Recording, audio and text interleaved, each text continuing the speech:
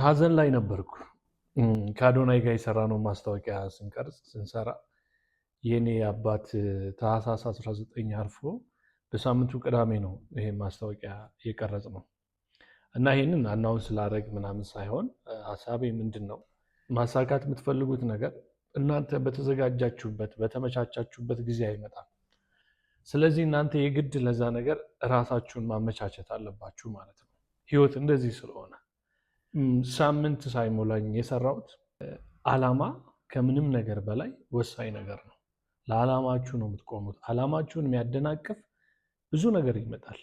ብዙ ነገር እዛ ስራው ላይ በጣም ብዙ ሰው ማላቀው ብዙ ሰው አለ ማለት ከኔ ክሩ ውጪ ሌሎቹ እንዳለ ወደ 50 40 የሚሆኑ ሰዎች ማቃቸው አይደሉም። እዛ እንግዲህ ለመስራት የመጡ ናቸው። ያንን የሚያውቅ ሰው የለም። እኔ ሀዘን አባቴን ቀብሬ ሳምንት ሳይሞላኝ ኦልሞስት በሳምንቱ እዛ እንደተገኘው አያውቅም። ያ ግን ሰው እንዲያውቅ አይደለም እዛ ጋር የምትገኙት፣ ዓላማችሁን ለመፈጸም ነው። እናንተ የተሰማችሁን ያላችሁበትን የሚያውቀው እግዚአብሔር ብቻ ነው። ስለዚህ ለዓላማችሁ ትቆማላችሁ። ተመቻችቶ የሚመጣ ነገር የለም። እቺ ምድር ይሄ ህይወት አልጋ ባልጋ ሆኖ አያውቅም።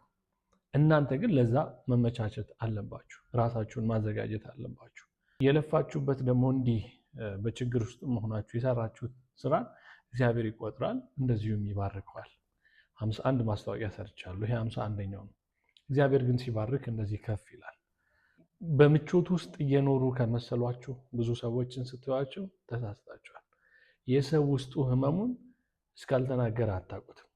ግን ከዓላማችሁ ልደርሱበት ከምታስቡት ነገር ሞት እንኳን እንዳያስቆማችሁ ለማለት ነው።